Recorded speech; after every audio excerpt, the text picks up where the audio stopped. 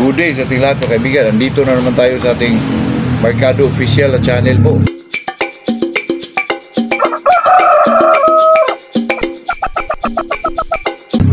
Bago tayo mag-umpisa shoutout muna tayo kay Juventino Labdigas, Jimmy Liel, Lloyd Verdira at saka si Richard Asombrado.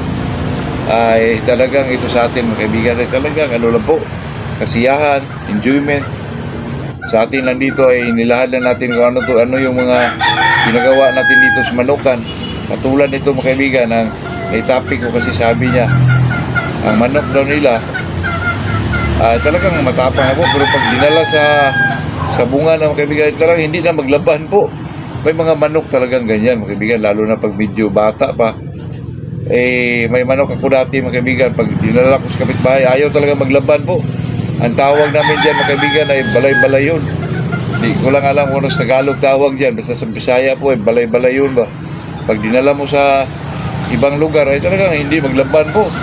Kahit na medyo ang edad mga kaibigan ay 10 months na, nako, hindi pa rin talaga maglaban mga kaibigan. Pero ang dapat mong gawin dyan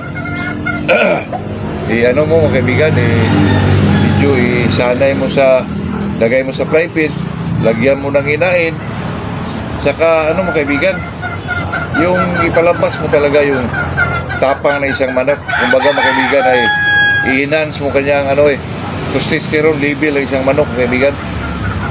Gawin mo, injikan mo ng testosterone mga kaibigan, katulad ng mga MIB, ganon.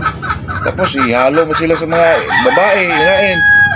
Tapos ano mo sila mga kaibigan, isanay mo silang dalhin sa kapitbahay. Kung okay lang sa kapitbahay nyo na medyo doon, itali mo muna sa kanila para masanay mo siya mga kaibigan na makikita ng iba't ibang manok. Dalhin mo palagi sa sabungan, ganun ba? Para medyo masanay yung isang manok. Kasi kailangan din sa manok na ganyan mga kaibigan, lalo na pagbata pa sila ay medyo na-stress sila mga kaibigan, binugbog sila sa bata pa, ganun ba? May mga effect kasi yung ganun mga kaibigan na kasi hindi naglaba yan kasi maraming faktor. Bata pa siguro, baka binugbog siya, medyo malaki sa kanya, kaya siguro naglabas yan pag hindi siguro wala sa kanyang isip yung binugbog siya. Kaya ganun mga kaibigan, may manok rin ako dyan dati ganyan mga kaibigan na pag dinala mo dun pero sa inyo, talagang napakatapang po, pero pag dinala mo sa kapitbahay nyo o sa ibang lugar, ay hindi na maglaban po. Medyo ma-discourage ka mga kaibigan pag ganun. Ang gawin nyo dyan, lagyan mo ng inain, lagay mo sa fry pan, tapos purga, ligo mga kaibigan, injikan mo ng testosterone para tumataas o ang ligo ng testosterone ng isang manok mo. Kasi pag tumataas yung testosterone level ng isang manok mga kaibigan ay medyo lumalabas siguro ang tapang ng isang manok po. Kasi yan ang ginagawa ng mga kaibigan sa mga breeder mga kaibigan na medyo ayaw magkasta ang isang manok. Pag ininjikan nyo ng mga kaibigan, testosterone, ay talagang tumatapang isang manok ay talagang kumakasta po. Magiging barako bigla mga kaibigan. Kaya gawin natin lahat yan. Pag ganun pa rin, dito na naman tayo sa ditong tinatawag nila mga kaibigan, mental conditioning mga kaibigan. Medyo dalhin mo sa kapitbahay nyo. Pati nga itong maggalaban tayo mga kaibigan, isanay natin ang manok natin. Pag medyo derby ba, isanay natin na ilagay sa box. Ilagay mo sa box para medyo masanay isang manok po. Katulad din dyan mga kaibigan, parang ganun din ang ang estilo dyan. Pag ang manok mo ay hindi maglaban, palagi mong dalhin mo sa ibang lugar po para pag every Sunday kung gusto mong magdala ng manok, dalhin mo sa sabungan.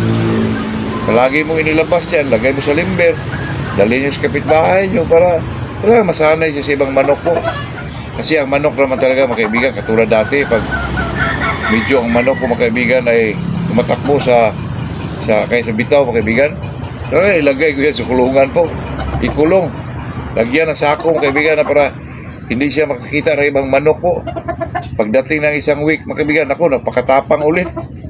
Pero yung mga kaibigan, iba naman yung yung medyo dalhin mo sa ibang lugar, hindi maglaban. Ako, kahit umaabot na ng 10 months, 11 months, sa akin dyan mga kaibigan, kung may mga manok akong ganyan, ay ibigay ko na yan sa mga kaibigan kung medyo palagi naglaban po. Alam na nila yun kung anong gawin doon mga kaibigan. Kasi pag sa atin dyan, baka sa ano ng laban mga kaibigan ay maano pa tayo dyan, ma-disquido pa tayo dyan mga kaibigan. Pag may mga manok kasi akong ganyan mga kaibigan, ayaw, i-ano ko na yan mga kaibigan, i-out ko na yan.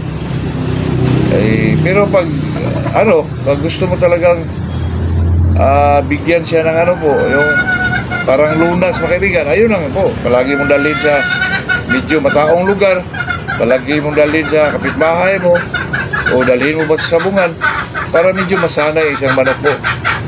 Kahit anong gawin mo dyan mga kaibigan, kasi experience ko rin yan, kahit ilang bisis mo ilibot-libot mo yan sa paligid mo, ganun pa rin ang ugali dyan po. Pag dinala mo sa ibang lugar, hindi pa rin maglaban yan mga kaibigan. Pero hindi ko lang alam, pag medyo naglugo na siya, pag kumplito niya, hindi ko lang alam kung ganun pa rin. Kasi yung sa akin mga kaibigan, ay binigay ko na sa kaibigan ko po. Kasi ayoko pong dyan mga kaibigan, kasi baka mag-iba ang isip ng manok, nako, baka tumakbo pa yan, nako, ibang na rin yun. Kasi ba't pa tayo mag-suffer sa mga manok na ganyan mga kaibigan? Pag nakitaan natin ganyan, huwag na natin gamitin po, lalo na pag ikaw talaga yung maglaban, nako, huwag mo nang bigyan pa ng panahon ang mga ganyang kasing manok po. Kasi pag i-breed mo naman yan, baka magbana yung mga anak dyan, ako, malaking problema. Huwag na, ibigay mo na. Sa atin naman dyan. Pero kung tayo ay hinga ng reaksyon o ano ba dapat gawin, sa akin po mo kami, isanay mong dalhin yun sa ibang lugar, dalhin sa bungan, dalhin sa kapitbahay mo na iba-ibang mukha ang manok din na makikita niya po. Kasi may manok mga kaibigan na 10 months old na, 11 months old na, pag makikita ng ganitong kulay, katulad ng bulik, makikita siya ng ganon, ayaw maglaban. Mayroon ding manok na ganyan mga kaibigan, pero madali lang yung ganon kasi palagi mo lang yung itapan sa mga bulik, ay talagang dumating ng panahon mga kaibigan na talaga maglaban din siya dyan. Mas malala yung mga kaibigan na dalhin mo sa ibang lugar, hindi siya maglaban. Pero yung nagpili lang ng kulay mga kaibigan, madali lang yun. Kasi itapan mo lang yan palagi sa example, puti. Itapan mo lang palagi sa puting manok. Kaya may tendency mga kaibigan, maabot ang ilang weeks o months, ay talaga maglaban siya ulit po. Yun lang mga kaibigan, yun lang ating masabi dyan. At kasi yun naman mga tanong o mga comment natin makita pag may masabi tayo, talagang din natin mga kaibigan, bigyan din natin ng pansin. Pero wala talaga tayong alam po. Ba't pa natin sagutin yan? Wala tayong alam, di ba? Maghanap na lang tayo sa YouTube po. Yun lang mga kaibigan, yun lang ating masabi dyan. Talagang ganun ang mga kaibigan, talagang pagtuunan mo rin ang pansin, lalo na pag ikaw maglaban, mga ganitong klaseng manok mga kaibigan na dalhin mo sa ibang lugar ay hindi na maglaban po, nako, problema yan. Baka gusto mo lang talaga siyang mawala yung ganyang klaseng emosyon sa kanyang ganyan, gawan mo na solusyon, palagi mong dalhin sa kapitbahay o sa sabungan, tapos maglaban na siya.